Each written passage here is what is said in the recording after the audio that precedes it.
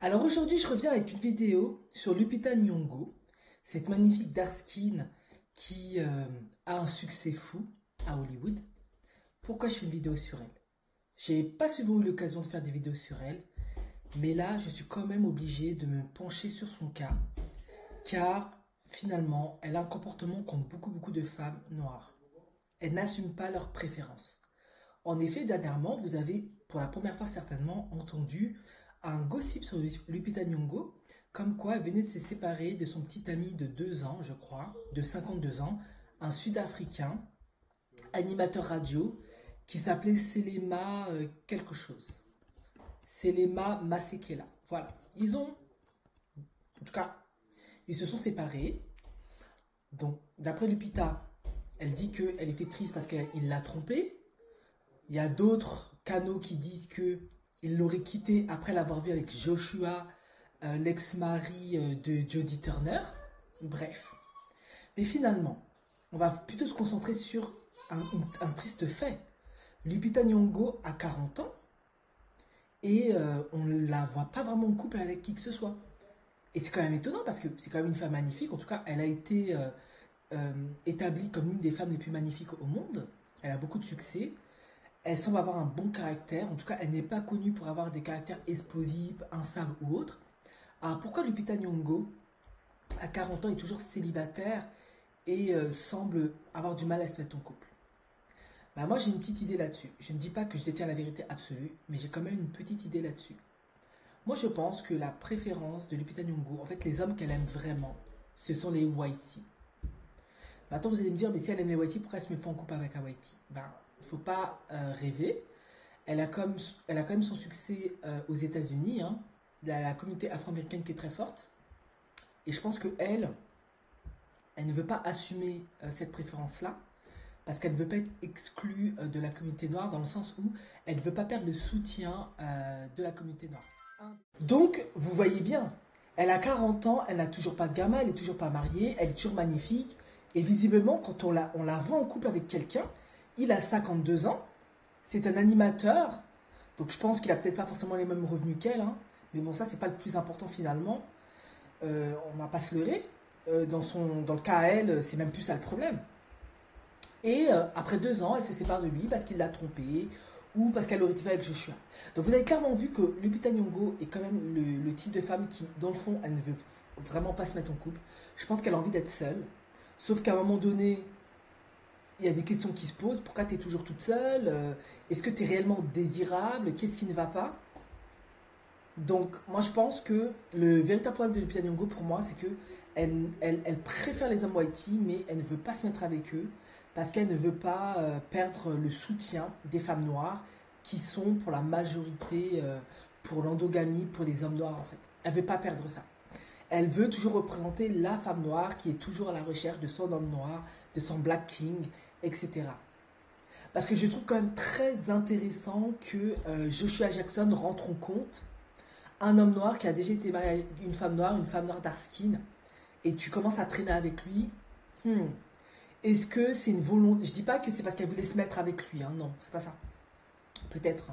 Mais je pense que elle veut pas assumer pleinement ce qu'elle aime.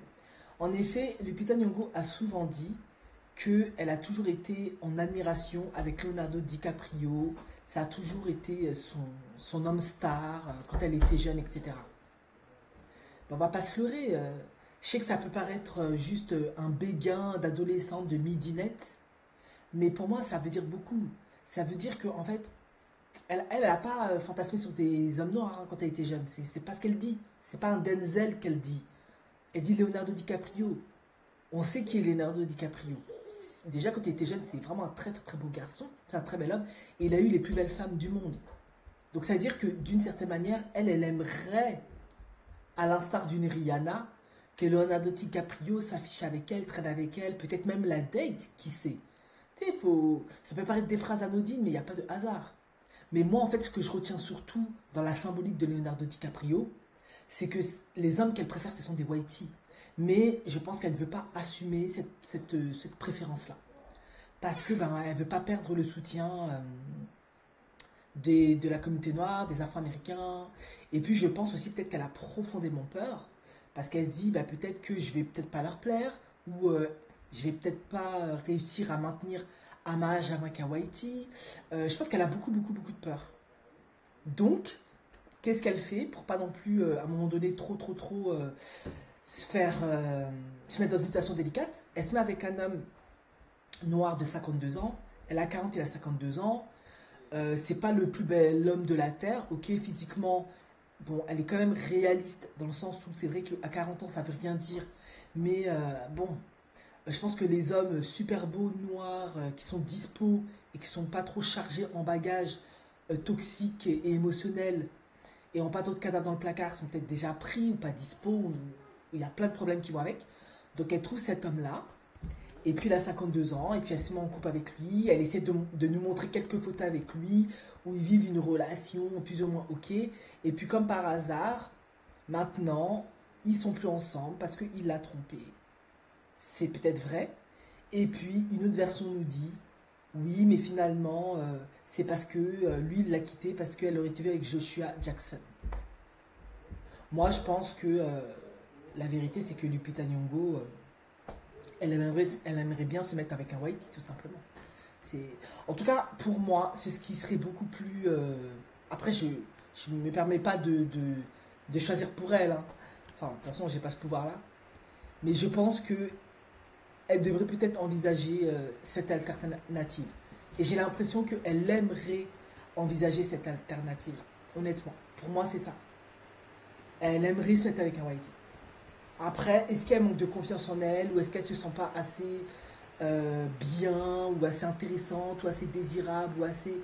Voilà. Il peut y aussi avoir un manque de confiance en elle, hein, faut pas croire, c'est pas parce elle a du succès, elle est fameuse, qu'elle se sent parfaitement confiante pour être avec Adam Whitey. Mais moi, j'ai l'impression que elle aimerait se mettre avec Adam Whitey, mais qu'elle n'assume profondément pas ce choix-là.